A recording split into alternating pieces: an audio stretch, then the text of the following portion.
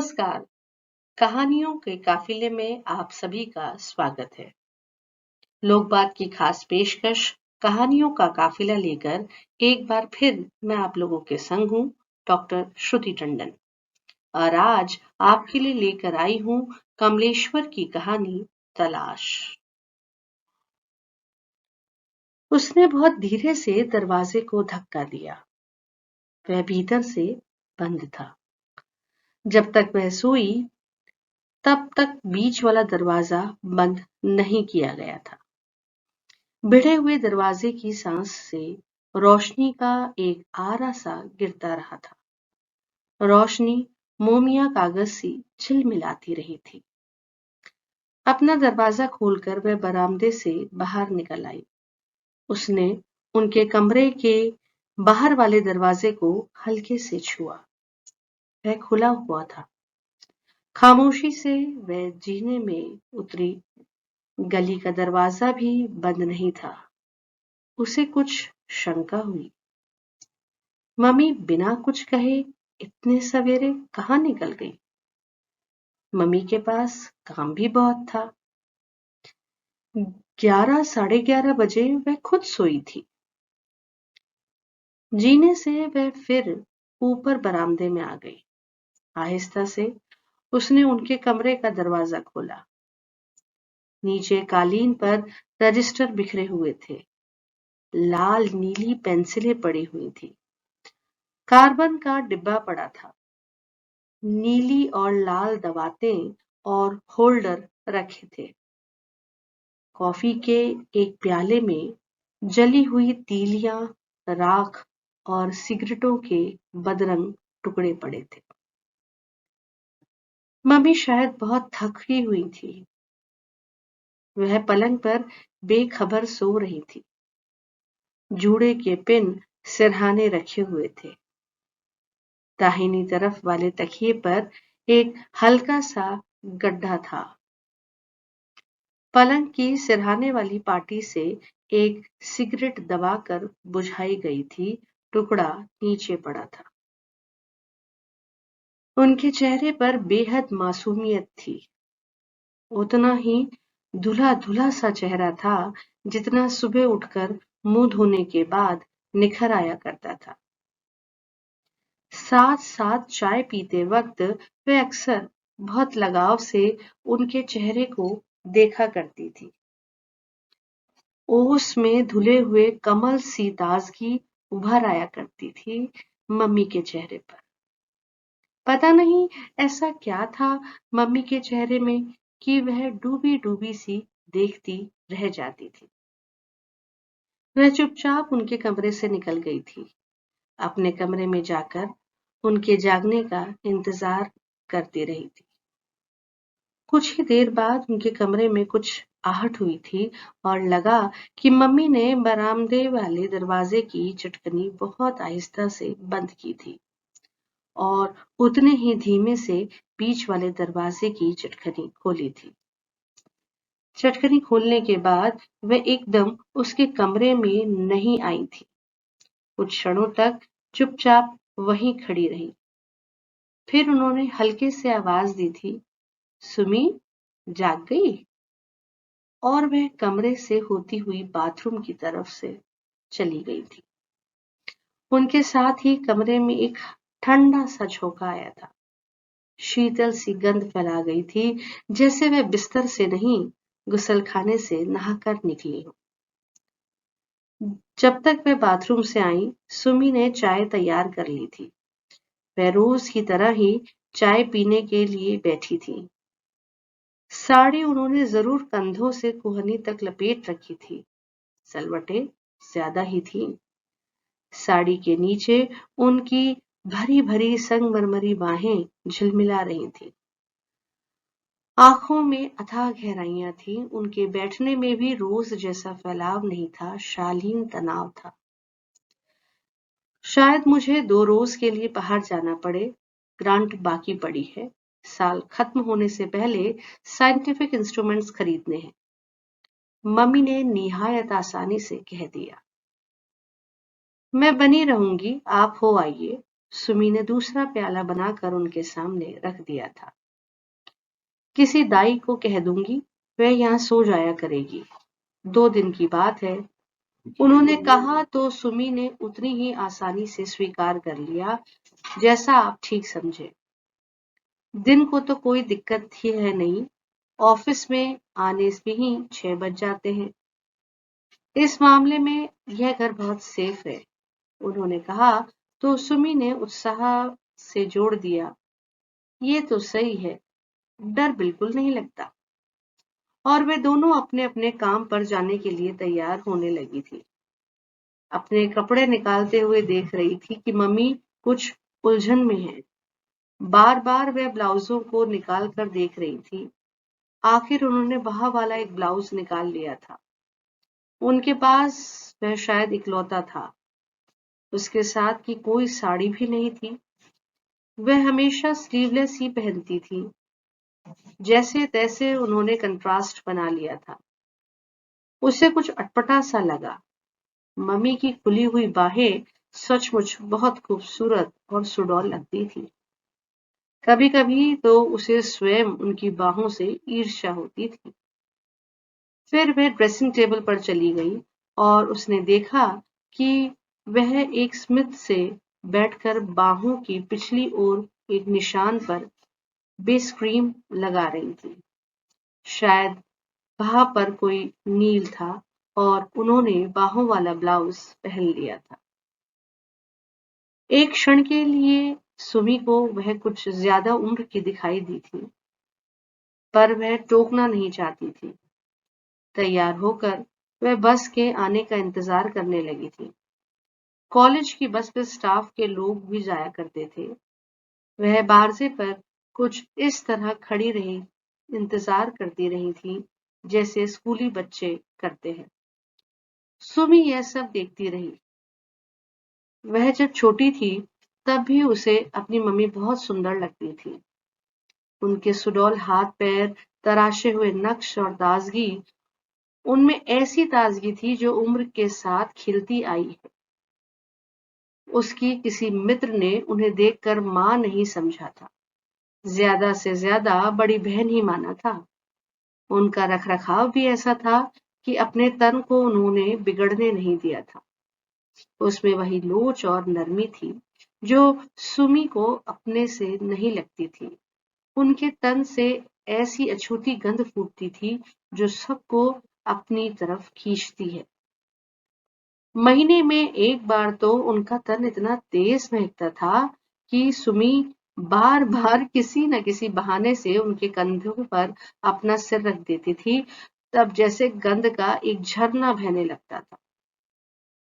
2 कमरों का घर उस घाटी सा गमकने लगता था जिसमें कस्तूरी मृग आ गया हो। फिर 2-3 दिनों बाद वह गंध धीरे धीरे डूबने लगती थी। बस आई और मम्मी चली गई। सुमी उन्हें जाते हुए देखती रही। बस में स्टाफ के लोग थे और कॉलेज की कुछ लड़कियां भी। उनके जाते ही वह अकेली रह गई थी। एकाएक उसे लगा जैसे सुमी ही बाहर चली गई थी और वह मम्मी की तरह घर में रह गई हो। अकस्मात उसने अजीब तरह की जिम्मेदारी महसूस की और उनके कमरे में जाकर उसने सब सामान करीने से लगाना शुरू कर दिया। रजिस्टर और कॉपियां बटोरकर एक और छोटी मेज पर रख दी। बिस्तर झाड़कर कवर कर दिया था। बिस्तर झाड़ते वक्त जरूर एक अव्यक्त सी तकलीफ उसे हुई थी और लगा कि मम्मी की चीजें छूने का उसे कोई अधिकार नहीं है। फिर कमरे में खड़े खड़े फ्रेम में लगी वह तस्वीर देखती रही थी जिसमें पापा और मम्मी के साथ नन्ही सी वह खुद बैठी हुई है। न जाने क्यों उस तस्वीर को वह उठा लाई और उसे अपने कमरे में रखकर उसकी जगह मम्मी के कमरे में वह वाली तस्वीर रखाई थी जिसमें सागर उमड़ रहा था और ऊंचे आसमान में जल पक्षी उड़ रहे थे। उसे वक्त का ख्याल भी नहीं रहा था। एक बक्सा खोलकर उसने पापा की वह डायरी निकाली थी जिसमें वह हर महत्वपूर्ण घटना को नोट किया करते थे। उसमें रिश्तेदारों के कुछ पते, कुछ हिसाब और जन्म तिथियां लिखी हुई थी। मम्मी की जन्म तिथि भी थी और उसकी भी। देखा तो एकाएक देखती रह गई। मम्मी कुल 19 बरस बड़ी हैं। 20 की वह और 39 की मम्मी। मम्मी का जन्मदिन तब से मनाया ही नहीं गया। सचमुच मम्मी को कितना सूना लगता होगा। 8 बरस निकल गए, पर लगता है पापा जैसे अभी अभी उठकर चले गए हों।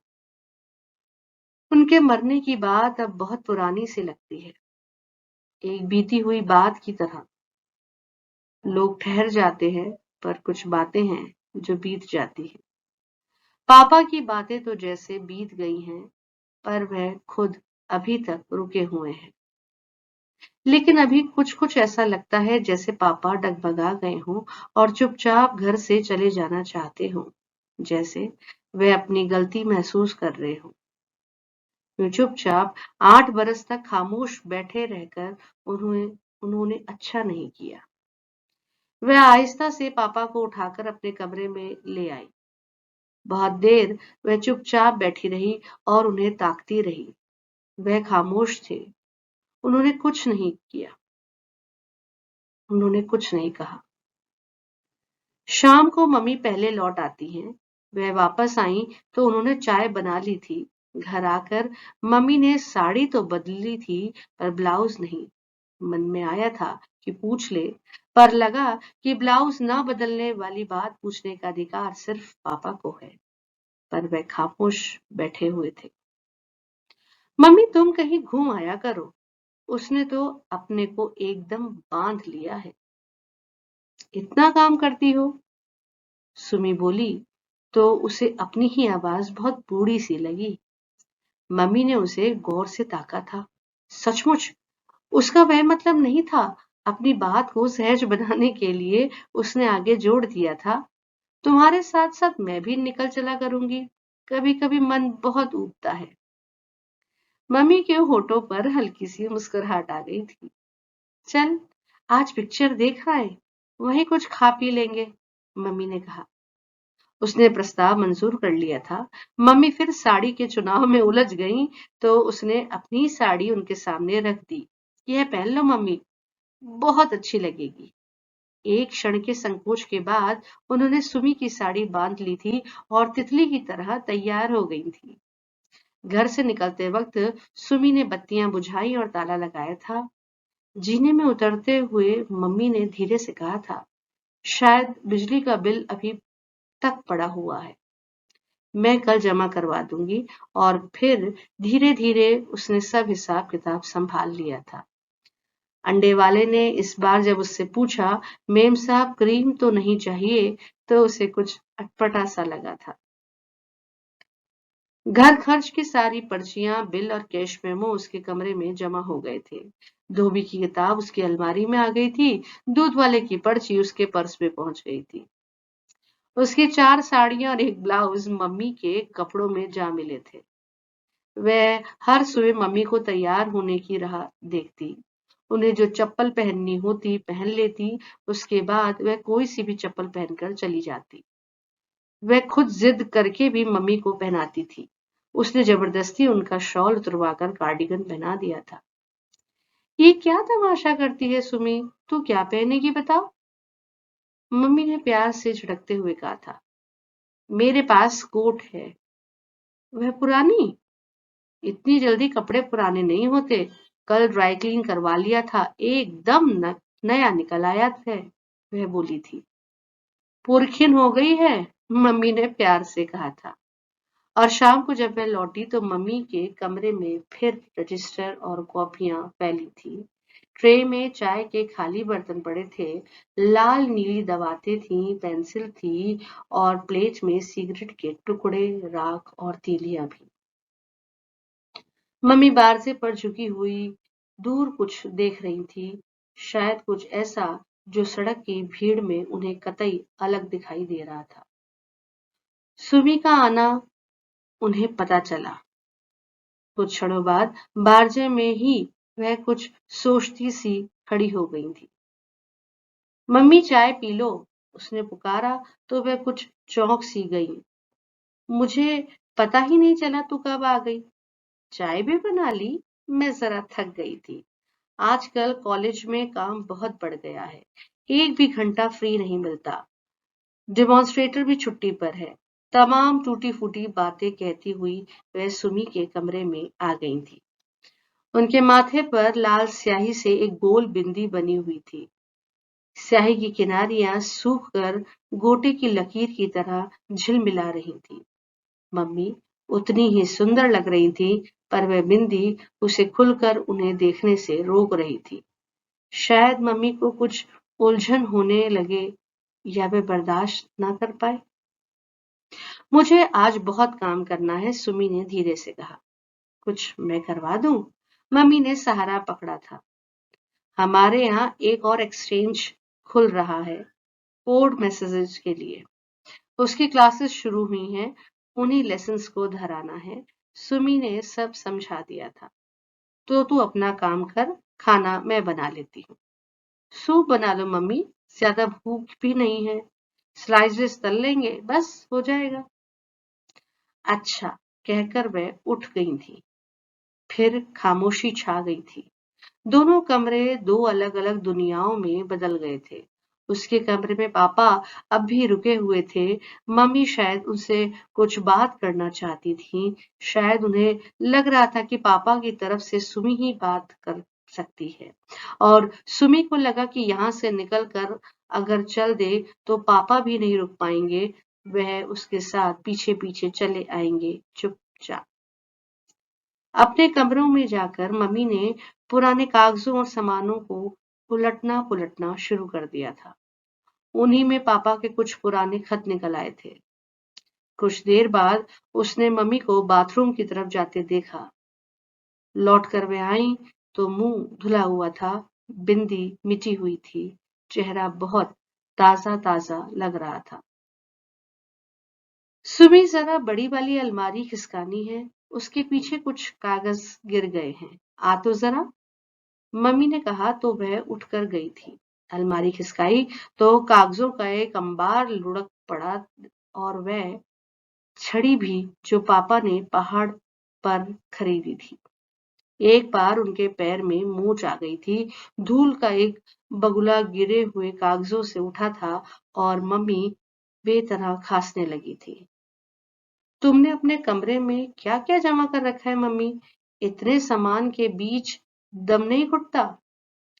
कुछ उधर जीने वाली अलमारी में रख देती हूँ, उसने कहा तो उन्होंने प्रतिवाद नहीं किया और दोनों ने मिलकर बहुत सा सामान जीने वाली अलमारी में लगा दिया।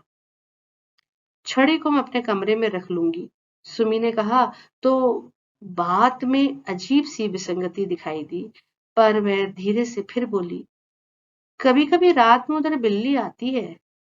और मम्मी जब सूप बनाने के लिए चली गई तो जीने वाली अलमारी में वह पापा की फाइलें चुपचाप उठा लाई और उन्हें पलंग के नीचे रख लिया था।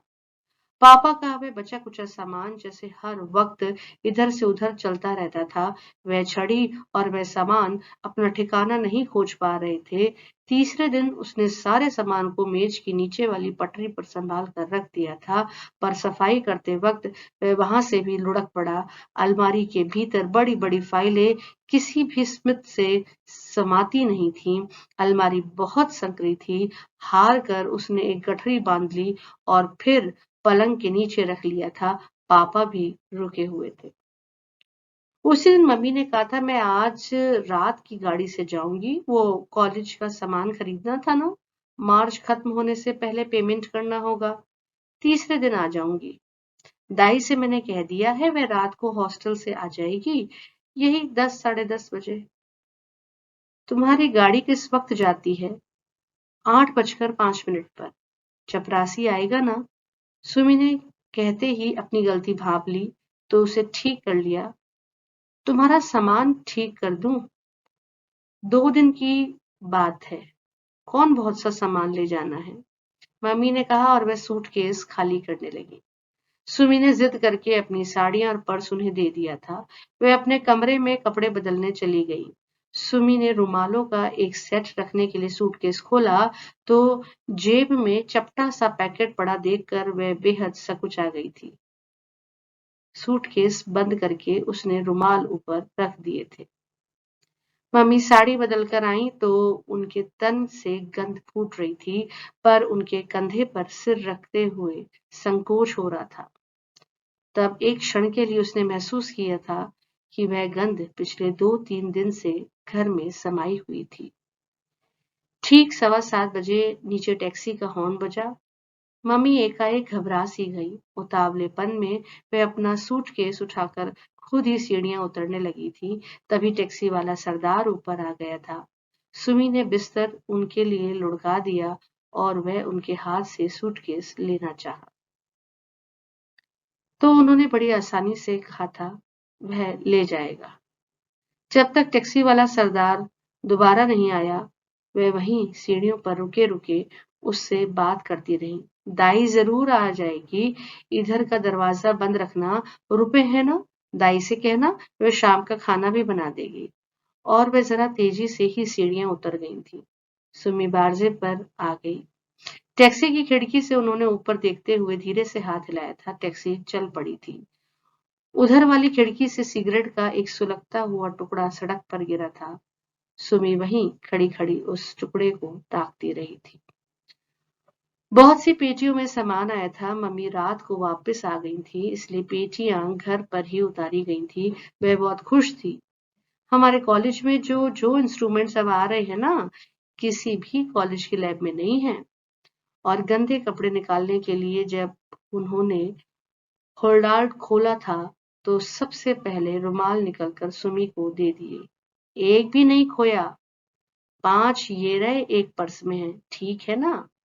मलगूजे रुमालों में उड़ा उड़ा सेंट महक रहा था। एक साड़ी के साथ ऊनी मोजा झांक आया तो मम्मी ने वह साड़ी डाल में की जेब में दबाते हुए कहा, फिर निकाल लेंगे जब धोबी आएगा, और उसे लपेटकर पलंग के नीचे सरका दिया था। उन दोनों के बीच पानी का एक रेला आ गया था। वह सिर्फ किनारों की तरह समानांतर खड़ी रह गई थी और कभी-कभी मम्मी उसे देखकर ऐसे घबरा जाती थी जैसे पापा आ गए हों, और वह मम्मी को देखकर ऐसे अकुला उठती थी जैसे पापा चले गए हों। पर पापा थे कि ना आते थे, ना जाते थे, सिर्फ रुके हुए थे। आखिर सुमी ने दिल कड़ा करके एक दिन कह ही दिया था, मम्मी, यहाँ से मुझे ऑफिस बहुत दूर पड़ता है। अगर 2-3 महीने में तुम्हें कॉलेज का कॉटेज मिल गया, तो ऑफिस और भी दूर हो जाएगा। इसी वक्त वर्किंग गर्ल्स हॉस्टल में जगह मिल सकती है। अगर तुम कहो, तो मैं वहाँ सीट ले लूँ। मम्मी एकाएक गंभीर हो गई थी। उन्होंने गौर से सुमी को देखा था, पर उसके चेहरे पर कोई भी विक्षोभ नहीं था, आंखों में कोई दूसरा रंग नहीं था और लहजे में भी कटुता नहीं थी। सब कुछ सहज था।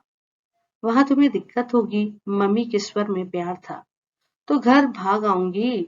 सुमी के लहजे में बहुत अपनापन था। बात बहुत आसान सी रह गई थी, उसमें कोई पेच या मरोड़ नहीं था। 1 तारीख को सुमी हॉस्टल में पहुंच गई। मम्मी उसके साथ आई और कमरे में सामान सजा गई थी। कुछ चीजें खरीद कर दे गई थी। बहुत सी हिदायतें दे गई थी। शुरू शुरू में कुछ दिनों तो वह हर शाम कुछ देर के लिए आती रही, कभी सुमी जाती रही, फिर धीरे धीरे टेलीफोन पर मुलाकात होने लगी और फिर उसमें भी व्यवधान पड़ने लगा। पर यह अच्छा हुआ था कि पापा उसके साथ चले आए थे। अब उसे पापा पर भी उतना तरस नहीं आता था। वह मम्मी के मोहताज नहीं रह गए थे, उसने उन्हें मुक्त कर दिया था। पर हॉस्टल का अकेलापन खाने दौड़ता था। सन की लड़कियों के बीच दम घुटता था। लगता था कि वे सब भी पापा की तरह ही कहीं न कहीं रुकी हुई थी। एक दिन मैं बहुत अकेली थी तो पापा के कागज पत्तर खोल कर बैठ गई। डायरी खोली तो देखते-देखते नजर पड़ी मम्मी के जन्मदिन पर। पापा ने बड़े प्यार से मम्मी के बारे में कुछ लिखा था। जीवन भर सुख देने की शपथ खाई थी। 11 बरस पहले उन्होंने वह सब लिख दिया था।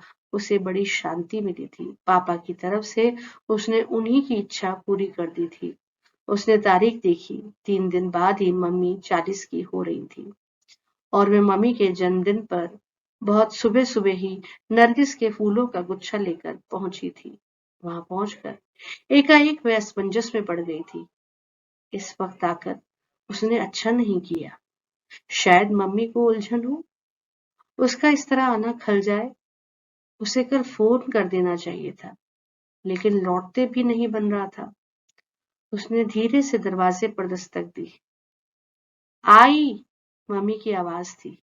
उन्होंने दरवाजा खोला तो सुमी ने नरगिस के फूल लिए लिए ही उन्हें प्यार से बाहों में कस लिया था, फिर फूल हाथों में पकड़ा दिए थे। मम्मी ने एक बार सुमी को देखा था, फिर फूलों को, और सोचती सी बोली थी, तेरे पापा भी यही फूल लाते थे। फिर अपने को संभालते हुए वे जल्दी जल्दी गईं और चाय बना लाई थी। प्याला बनाकर उन्होंने सुमी के आगे बढ़ा दिया था। चाय पीते पीते दोनों ही अपनी अपनी जगह बहुत अलग अलग सी एक दूसरे को देख रही थी। आखिर मम्मी ने धीरे से पूछ लिया, सुमी, वहां कोई दिक्कत तो नहीं? नहीं मम्मी, बस कभी कभी बहुत सन्नाटा सा लगता है। यहाँ भी बहुत लगता है, मम्मी ने कहा। फिर वह कुछ सकुचाई सी देखती रही थी और अपने में उलझती हुई बोली थी, घर में नाश्ता भी तो नहीं है, तुझे क्या कराऊं? अंडे वाला अभी नहीं आया? उसे छुड़ा दिया था। मम्मी की आंखें शायद हल्के से नम हो गई थी। वह इधर उधर देखने लगी, फिर अपने पर ही हंसती हुई सी उठी थी। कुछ और सहारा ना पाकर मेज पर रखे कैलेंडर को देखने लगी थी। हंसते हंसते ही बोली थी, जब से तू गई तारीख ही नहीं बदली, ख्याल भी कुछ नहीं रहा। और सुमी चाहते हुए भी कुछ नहीं कह पा रही थी। उसे लगा कि चलने के लिए उठने से पहले वह ज्यादा से ज्यादा पूछ पाएगी, तो यही कि मम्मी कितना बच गया है।